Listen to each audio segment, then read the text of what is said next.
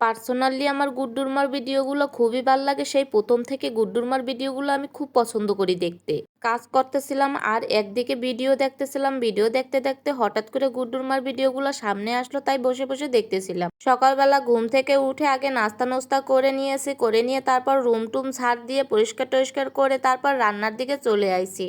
জামাইরে জিজ্ঞেস করলাম যে কি খাবে, সে বলতিছে কি খাবো, তোমার যা ভাল লাগে তাই রান্না করো। বাসায় অল্প একটুখানি মিষ্টি কুমড়া ছেলে চিন্তা ভাবনা করলাম যে একবার মিষ্টি কুমড়াটারে ভাজি করি, তারপরে আবার চিন্তা ভাবনা করলাম যে না মিষ্টি কুমড়া রান্না করি। আমি আবার মিষ্টি কুমড়াটারে একটু অন্যরকম করে রান্না করি, কিন্তু আজকে ভাজি করব বলে তাই একটু ভাজির মতন করে কেটে নিয়েছি। পরে আর ভাজি খেতে ভাল লাগতেছিল না, পরে জামাই ওইটা বলতেছিল যে ভাজি খাবো না, একটু ঝোল ঝোল করো।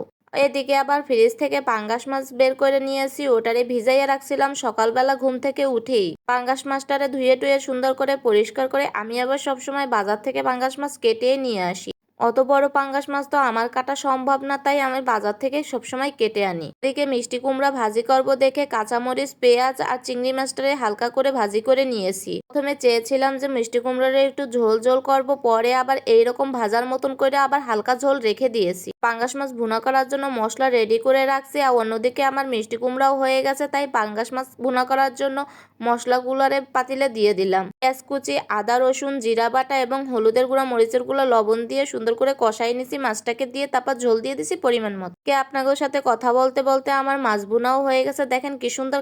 আজকের মতো ভিডিও এখানেই শেষ করলাম।